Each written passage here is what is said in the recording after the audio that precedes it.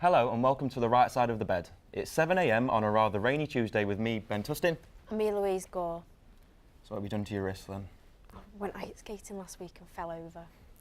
Take it you're not good at ice skating then? No.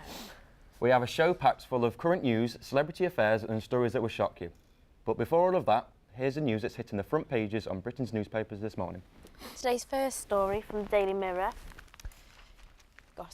It's been reported that the qualifying games for next year's World Cup have been fixed by corrupt betting officers. 7 men from the crime syndicate in the Far East have so far been arrested and 2 charged.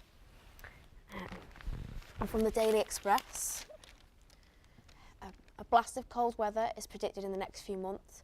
Temperatures are expected to plummet well below zero, lasting for more than 3 months. So make sure you wrap up warm and drink plenty of hot chocolate. Talking about the freezing cold, the pressure was off for Tottenham manager AVB. On a freezing cold night in Norway, bouncing back from a 6-0 thrashing by Manchester City, Tottenham secured their unbeaten run in the Europa League by beating Norwegian side Tromsø 2-0. Also, the Manchester United machine Ryan Giggs celebrated his 40th birthday today. His United teammate Ferdinand quoted him, "Carry on Giggs," saying he can continue for at least another 2 more seasons, which would be remarkable. Giggs stated, "I'm feeling good and I'm enjoying it." British teenager Ray Willis has signed a record-breaking deal at the age of 17 with Spanish giants Real Madrid. He only finished school in June 2013 and by September he found himself snapped up by the Spanish super club. It's good for someone so young to find such a promising career so soon after leaving school. Many people struggle to find work after finishing a degree, never mind their GCSEs. I couldn't agree more. The decision to leave education is by no means an easy one, as if finding a full-time profession seems a daunting process. Jamie Glover has taken a closer look at the facts and figures for employment in the UK.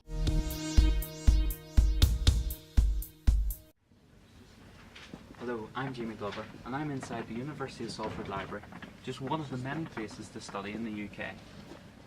Despite tuition fees rising to £9,000, thousands of students have still made the decision to go to university. However, a place at university doesn't always guarantee you a job in the future.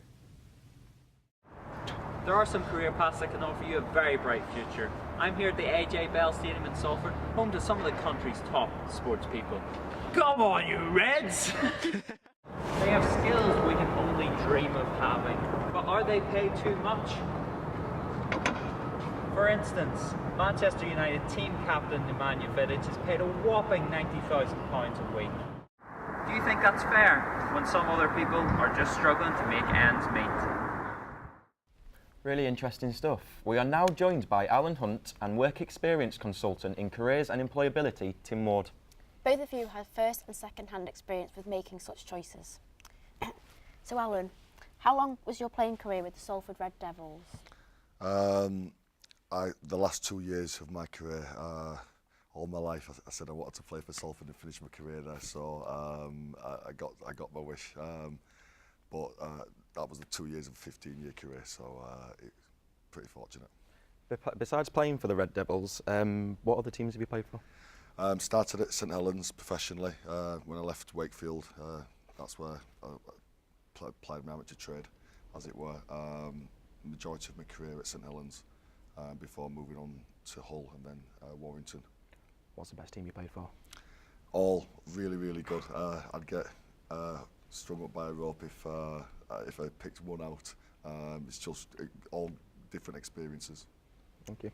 Tim, how long have you worked as a work experience consultant? Sometimes it does feel like all my life, but 4 years as a consultant, and then before that I was a personal development planning profile coordinator, a bit of a mouthful, and that was in the Salford Business School, and that's about developing self-awareness and reflecting on the skills and abilities that you've used during your academic career, but also through co-curricular activities like, you know, rugby teams, football teams, and some of the volunteering work that you can do alongside your studies. Do you think going to university gives you an advantage? Definitely. Especially if it's developing specific technical skills that you need through working in perhaps the media down here at Media City, or it could be through the law school, or perhaps, you know, learning the tools of the trade in the business school. Thank you. We managed to speak to a few people on the streets of Manchester to get their opinion and experiences on the matter. 16. My son's 16, so he's just leaving school. Yeah. So I don't envy him. I think it was a lot easier when I was 16, to be honest, to find work. Do you think you're going to find it difficult when you leave university and try looking for work? The current job market, yes, but who knows what it'll be like 3 years down the line. When you see like sports personnel, do you think that they get paid too much for what they do in comparison to say other jobs? Not really, no. No, because they're only a small minority, aren't they? Percentage-wise, Yeah. there's only one Ronaldo in the world, so he deserves it. Tim, you coordinate the Graduate Gateway programme. What kind of things does this involve?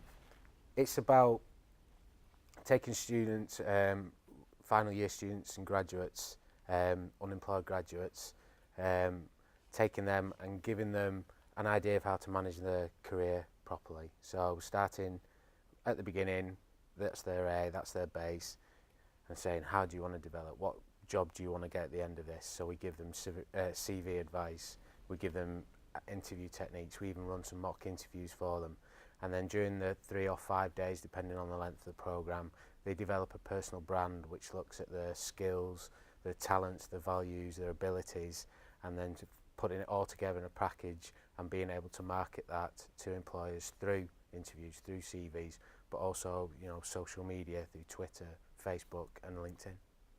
Cool. Do you feel lucky in terms of your career choice, Alan?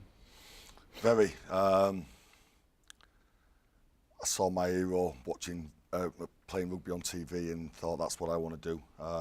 And a lot of young kids do that, and to have the opportunity to do and spend my whole working life doing what I love. So I chose a career, but the career kind of chose me as well, because you've got to work really, really hard, and it's not always possible. You know, a lot of dreams are shattered, and people don't always make it, but I was very fortunate enough to be able to play rugby professionally.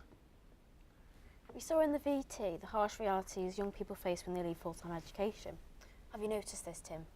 Yeah, definitely. These days, as everyone's well aware that we are in, you know, poor financial situation at the moment, double dip, triple dip, recession, whatever it may be, students and graduates are coming on Graduate Gateway and they're depressed, they're down, you know, they've got this first class honours degree, but they can't find a job.